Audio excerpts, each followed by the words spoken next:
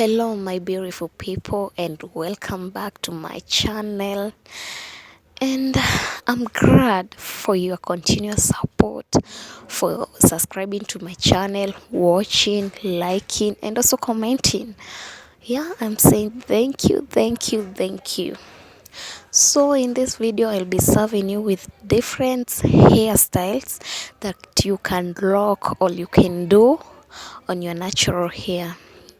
It can be either be fussy, curly, kinky, yeah, using rubber bands. So follow Kingry on each style so that you can be able to understand and see how she's doing it.